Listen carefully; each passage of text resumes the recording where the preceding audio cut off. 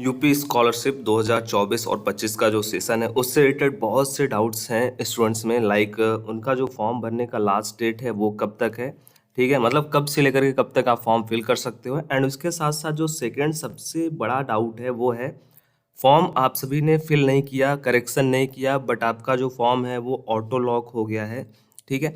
जैसे ही आपने एनपीसीआई पे एनपीसीआई जो आप सभी का स्टेटस शो होता है उस वाले आप ऑप्शन पे आपने क्लिक किया एंड आपका जो फॉर्म है वो ऑटो लॉक हो गया, ठीक है।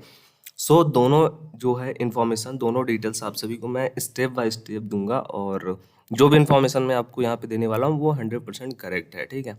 किसी भी प्रकार का फेक न्यूज़ आपको नहीं प्रोवाइड किया जाता है, आपको ऑलरेडी पता है, ठीक है। सो सबसे पहले मैं आपको बताना चाहूँगा फॉर्म भरने का लास्ट डेट। सो बहुत ही डिटेल में अगर आपको नोटिस चाहिए, बहुत ही डिटेल्स में, सो कंप्लीट नोटिस आपको कहाँ पे मिलेगा?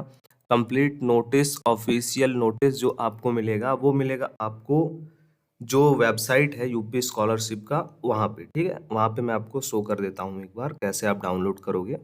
सो आप सभी को पता है ये आप सभी का यूपी स्कॉलरशिप का जो ऑफिशियल वेबसाइट है वो ये है। आप सभी को ऑलरेडी इसके बारे में नॉलेज है, scholarship.up.gov.in ये वेबसाइट है, ठीक है।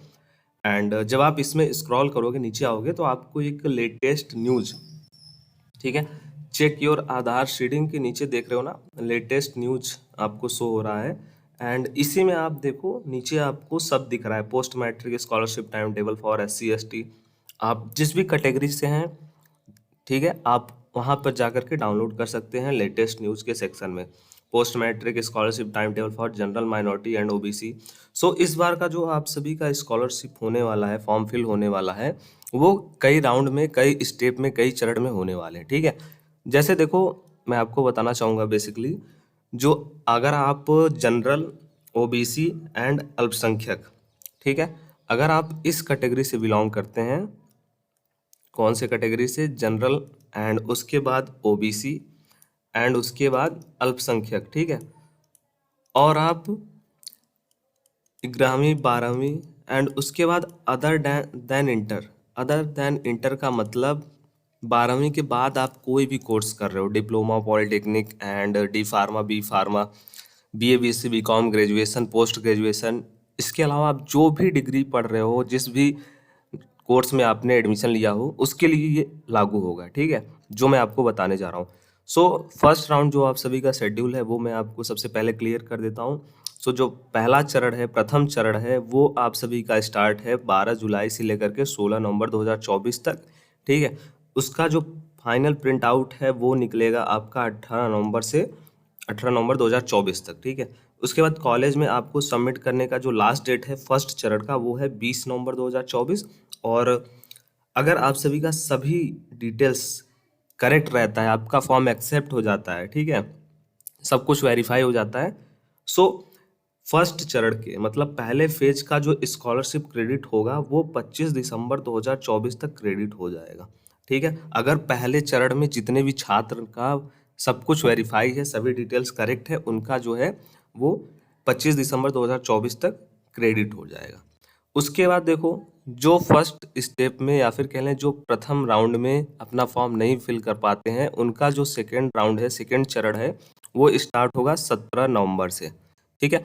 अब देखो चरण वाइज इसमें आपको ये समझना है कि अगर आपने 12 जुलाई से लेकर के 16 नवंबर 2024 के बीच में फॉर्म को फिल किया है और आपका सभी डिटेल्स करेक्ट है, वेरीफाइड है, तो आपको सबसे पहले स्कॉलरशिप मिलेगी। 25 दिसंबर से आपका स्टार्ट हो जाएगा स्कॉलरशिप का वितरण। बट अगर आपने 16 नवंबर के बाद फॉर्म फिल किया है, 17 नवंबर से लेकर के 31 दिसंबर 2024 तक अगर आपने इस शेड्यूल में फॉर्म फिल किया है, इस डेट में फॉर्म फिल किया है, कॉलेज में जमा किया है, सबमिट किया है सब कुछ, तब आपका जो स्कॉलरशिप आने का जो शेड्यूल है वो सेकेंड चरण के जो छात्र हैं उनके लिए 20 मार्च से 31 मार्च के बीच में आने का शेड्यूल है, ठीक है। तो जो हमारा सेकेंड चरण है उसका फॉर्म ऑनलाइन करने का जो डेट है वो 17 नवंबर से 31 दिसंबर तक है। फाइनल प्रिंट जो है वो निकलेगा 5 जनवरी 2024 तक। उसके बाद कॉलेज में आपका जमा करने का जो शेड्यूल है वो लास्ट डेट है 7 जनवरी 2024 तक, ठीक है, ये सेकेंड चरण का। एंड इसी बीच में आपका एक करेक्शन भी होने वाला है, करेक्शन का जो डेट है वो भी आपको दे दिया गया है 29 जनवरी से 5 फरवरी तक जिनका भी पहले फेज में, दूसरे फेज में फॉर्म है उसमें करेक्शन करना है, तब आपको जो डेट प्रोवाइड दिया गया है वो है 29 जनवरी से लेकर के 5 फरवरी के बीच में आप करेक्शन कर सकते हो, जो भी आप करेक्ट करना चाहो।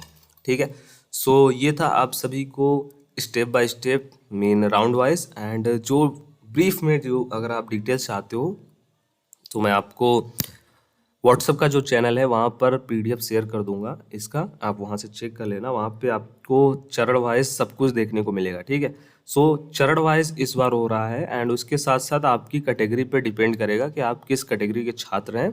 ठीक है, सो आप सभी के लिए ये था पूरा का पूरा डिटेल्स। एंड सेकेंड वन जो आप सभी का डाउट था, लाइक फॉर्म जो है आप सभी का ना विदाउट फिल किए हुए वो ऑटो लॉक हो जा रहा है।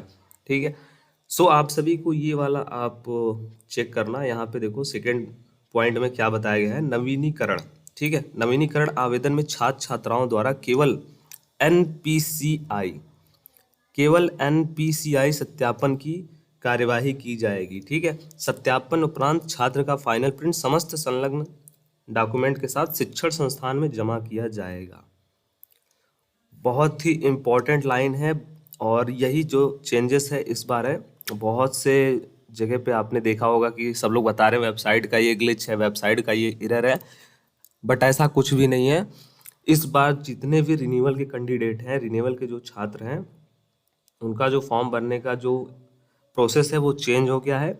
आपको केवल एनपीसीआई, ठीक है, इसको केवल वेरीफाई करना है। देखो यहाँ पे है ना एनपीसीआई सत्यापन हेतु, अगर आपका ये टिक हो गया, ये वेरीफाइड हो गया, आपने इसको वेरीफाई कर दिया, तो आपके सभी ऑप्शन जो है ना वो ऑटो लॉक हो जाएंगे, खुद से ही वो लॉक हो जाएंगे।